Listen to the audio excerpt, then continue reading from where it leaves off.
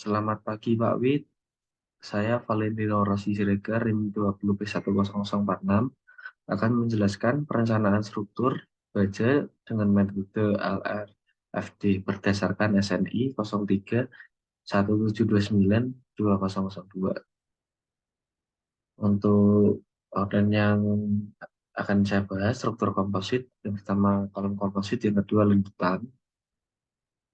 Yang pertama, kolom komposit. Kolom komposit dibentuk salah satunya dari pipa baja yang diisi dengan beton dan diberi tulangan baja serta sengkang. Untuk analisis dari kolom komposit hampir sama dengan analisis komponen struktur depan, namun nilai FY, E, dan R yang telah dimodifikasi. Untuk yang pertama, luas penampang mod profil baja minimal sebesar 4% dari luas total penampang melintang kolom komposit.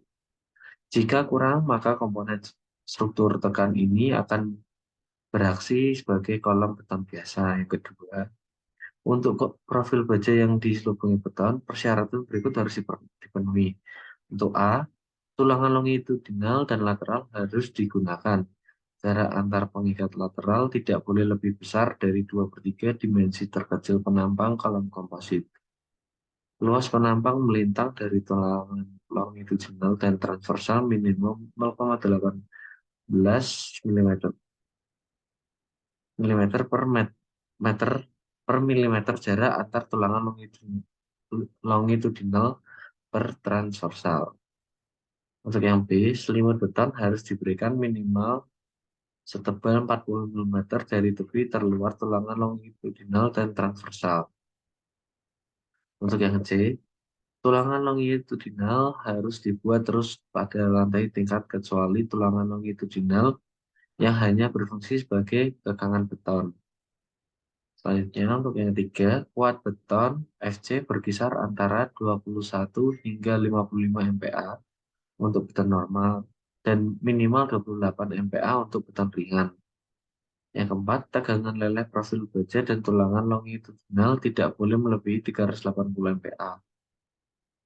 Untuk mencegah tekuk lokal pada pipa baja atau penampang baja berongga, maka ketebalan dinding minimal disyaratkan sebagai berikut. Untuk penampang persegi dengan sisi B, maka sebagai berikut. T lebih besar dari B dikali akar FY per E. Untuk penampang lingkaran dengan diameter D, maka sebagai berikut. T lebih besar dari D kali akar FY per 8E. Selanjutnya, ada untuk parameter faktor reduksi beban aksial tekan. Itu menggunakan 0,85 untuk NU sama dengan faktor reduksi dikali NN. NN sama dengan AS dikali FCR sama dengan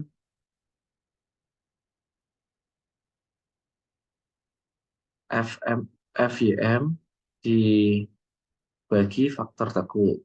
Untuk lambda J atau parameter kelangsingan kurang dari 25, maka untuk faktor tekuk 1. Untuk 0,25 lebih kecil dari kelangsingan, lebih kecil dari 1,2, maka untuk faktor tekuk menggunakan 1,43 per 1,6 dikurangi 0,67 dikali kelangsingan C. Untuk faktor kelangsingan lebih besar dari 1,2, maka untuk faktor tekuk menggunakan 1,25 dikali parameter kelangsingan di pangkat 2.